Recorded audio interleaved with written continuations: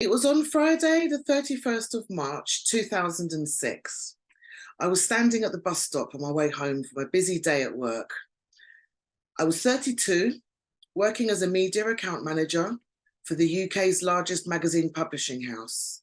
I'd recently moved back home as I was trying to save up for a deposit to buy my own home. Life was good. So there I was at the bus stop when I developed a weird sensation.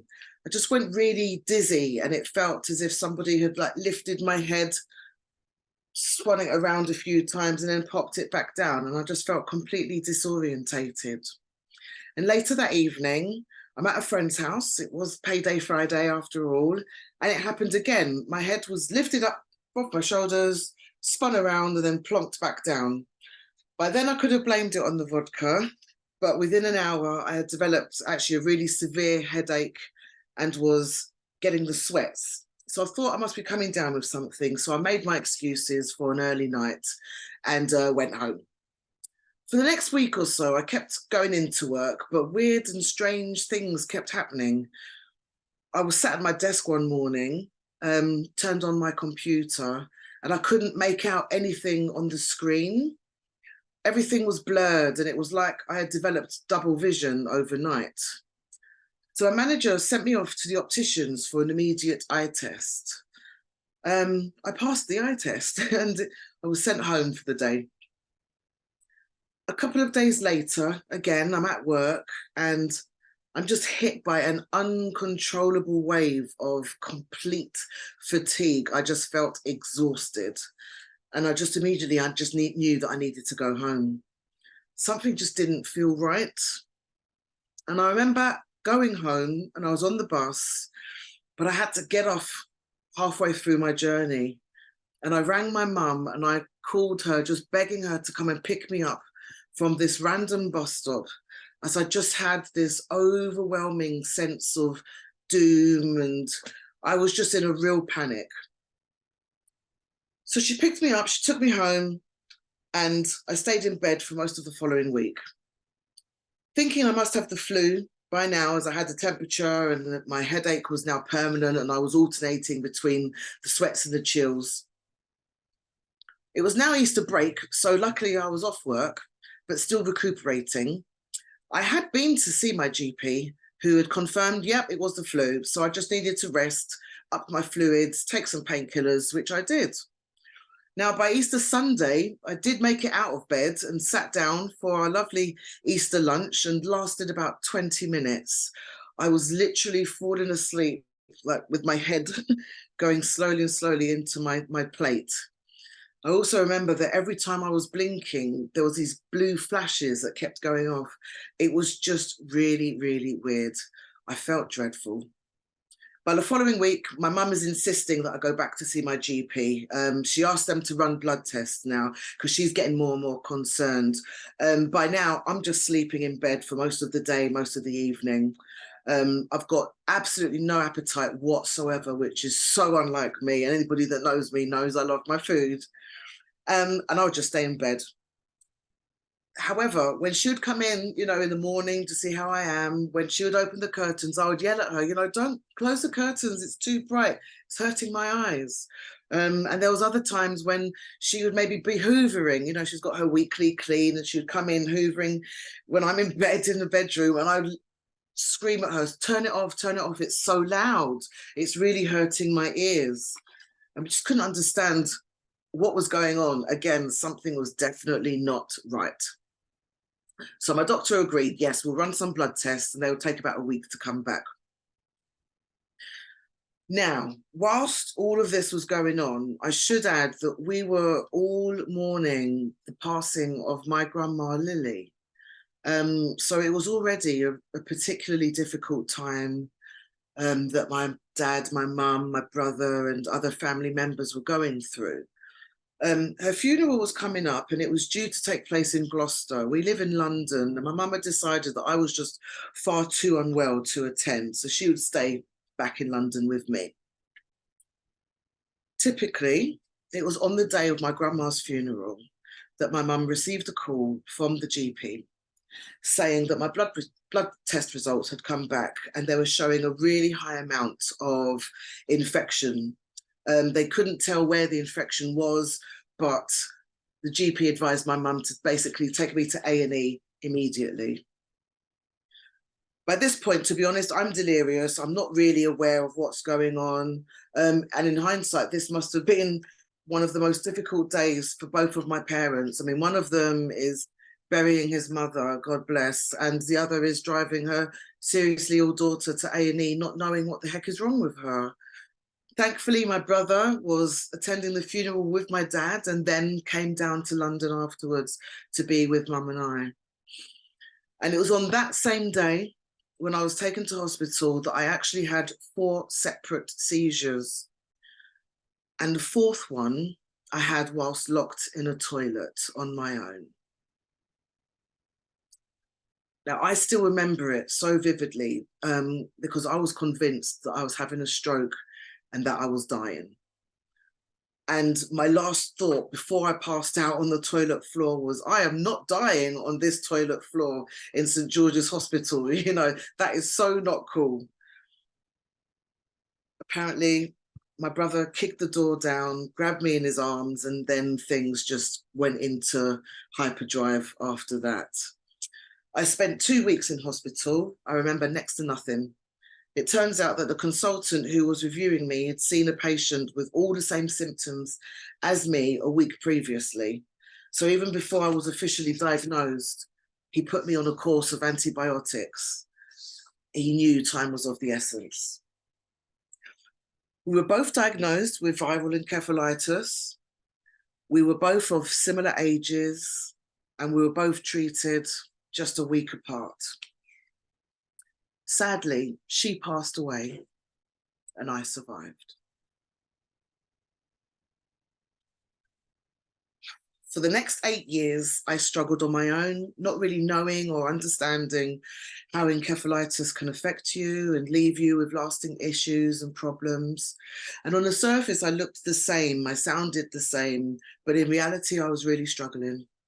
My short-term memory was dreadful. I had developed tinnitus ringing in my ears. I couldn't really understand what people were always saying to me. I couldn't tolerate large crowds or noisy spaces. I find it hard to regulate my emotions. I suffer from extreme mood swings. I have depression. I suffer with anxiety. And I generally shut myself down when I find things are too difficult for me. So on days that are particularly difficult, usually people don't actually know. Now, like just about everybody else you'll speak to when diagnosed, we had never heard of encephalitis. We had no idea what it was. And apparently the consultant told my parents to Google it. But don't let your daughter see. So I didn't. And I didn't actually Google anything until 2014, 8 years later. And it was then that I came across the Encephalitis Society. And it didn't take me long to sign up as a volunteer once I'd met everybody.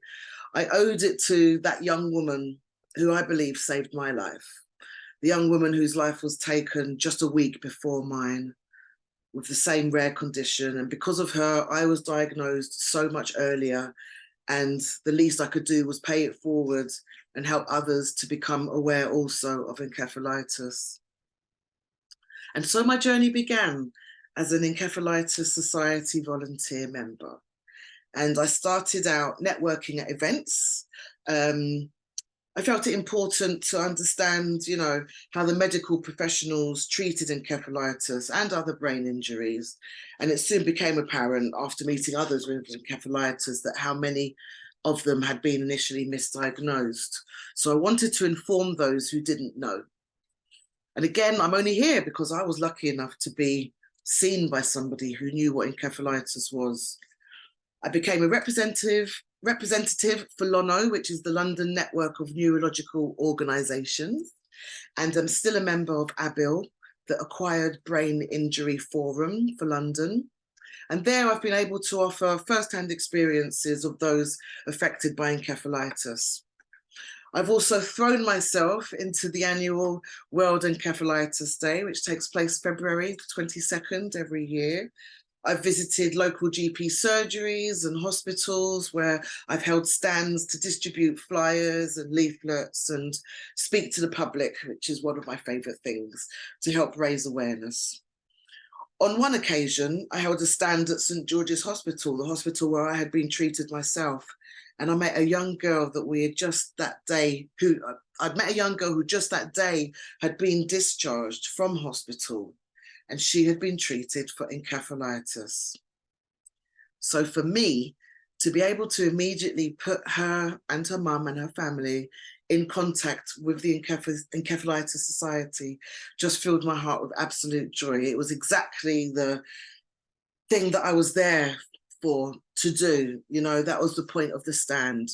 And I just wanted to be there to help people who'd been thrown into the same predicament that me and my family had been thrown into 14 years previously, but with somewhere to go.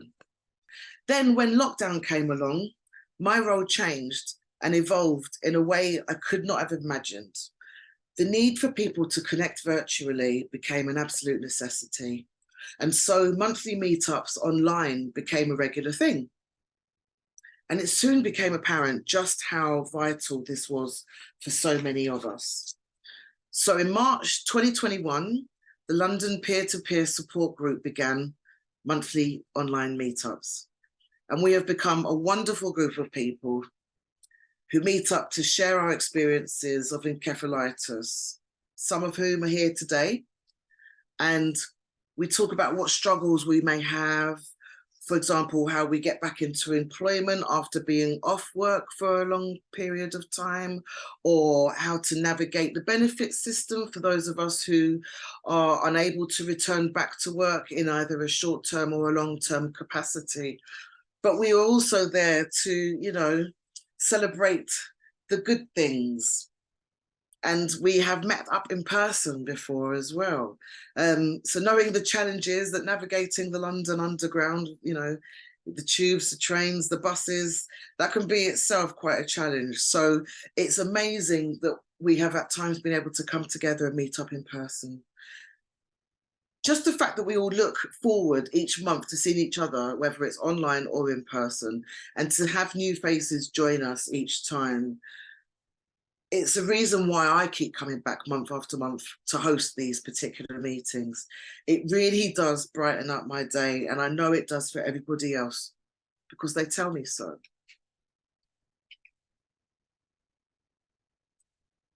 So it was about 9 or 10 months later, and I was really enjoying my new volunteering role and thinking, what can I do for the next World Encephalitis Day that was coming up?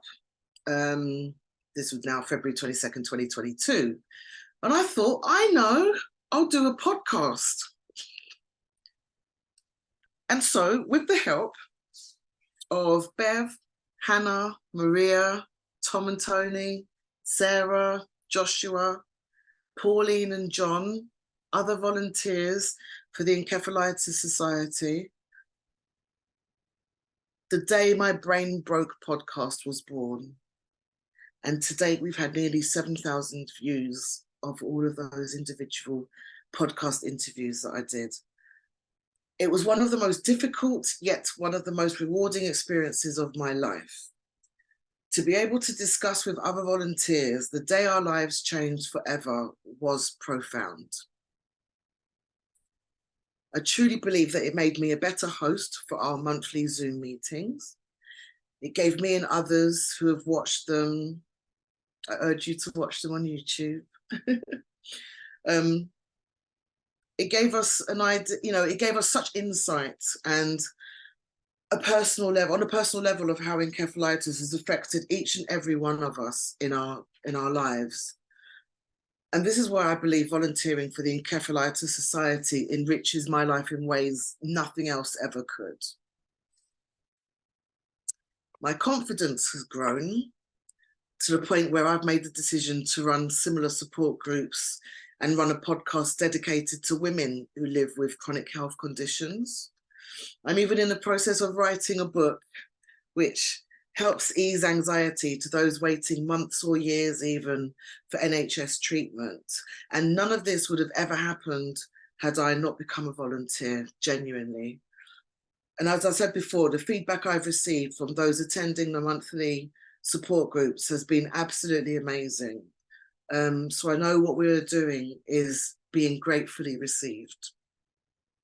Quite often I'll get an email, you know, after our calls just to thank me. And there really is no better feeling than that. As for the other volunteers in the podcast, that was totally overwhelming for all of us. None of us had spoken about encephalitis like that to anybody else before. And it truly lifted us in ways that none of us had ever expected. And finally, the Encephalitis Society. I love you.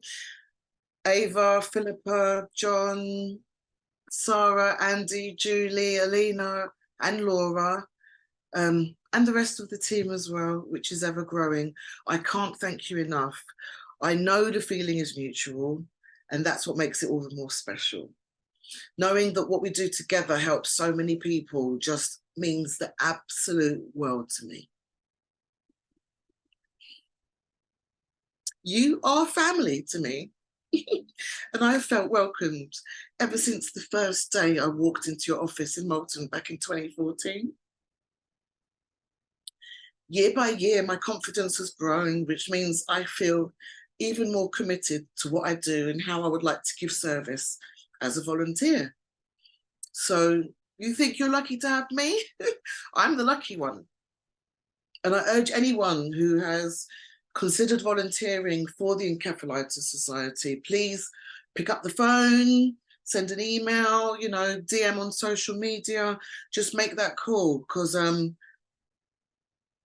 really is life before and after encephalitis. Thank you very much. Thank you for listening.